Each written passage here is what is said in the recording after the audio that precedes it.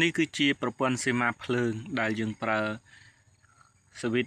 2ប្រើជាមួយនឹងអំពូលតែមួយនេះគឺជាការតរបៀបនេះគឺយើងអាចប្រើប្រាស់បានធម្មតាក៏ប៉ុន្តែ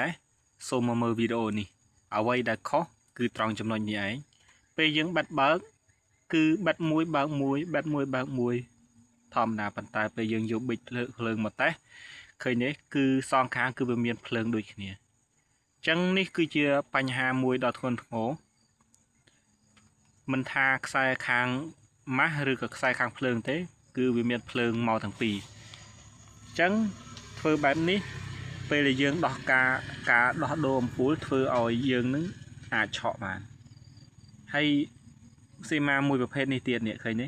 គឺគេតដែលត្រឹមត្រូវគឺគេតបែបនេះឯងមើលតាមរូបភាពនឹងទៅ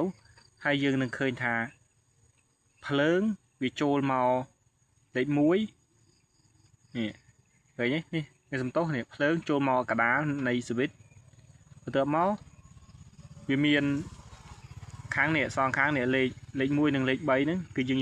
យកមកតជាប់គ្នានេះលេខ3មកលេខ1លេខ1មកលេខ3ហើយអាបកគោកដាលដែលកន្លែងលេខ0នេះគឺចេញទៅអំពូលអាត្រង់ការតបែបនេះពេលដែលយើងចុចបើកទៅភ្លើងនឹងវាទៅដល់អំពូលហើយចំណែកខ្សែអំពូលមួយជាងទៀតខ្សែ N គឺខ្សែម៉ាស់ហ្នឹងគឺយើងតទៅភ្ជាប់នឹងខ្សែម៉ាស់ខាងហ្នឹងគឺអត់មានភ្លើងឆក់ទេអញ្ចឹងឃើញទេយើងអាចចុចមួយបិទអាមួយណាក៏បានបើកមួយណាក៏បានដែរហើយដល់ពេលយើងបិទហើយឃើញទេវាអត់មានភ្លើងឆក់ទេយើងពេលយើងស្ទង់មើលពេលយើងបិទគឺអត់មានភ្លើងមកទេ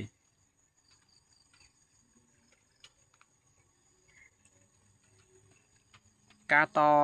ខុសបើសិនជាយើងតខុសគឺវានឹងមានបញ្ហានឹងគ្រោះថ្នាក់ដល់អ្នកប្រើប្រាស់ហើយនឹងជាងយើងដូចគ្នាដែរអញ្ចឹងយើងត្រូវតែដឹង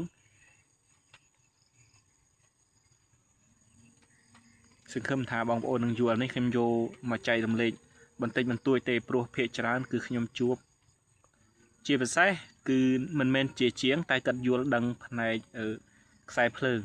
យល់ដឹងផ្នែកភ្លើងខ្លះហើយគាត់អាចតបានប្រើបានធម្មតាក៏ប៉ុន្តែដល់ពេល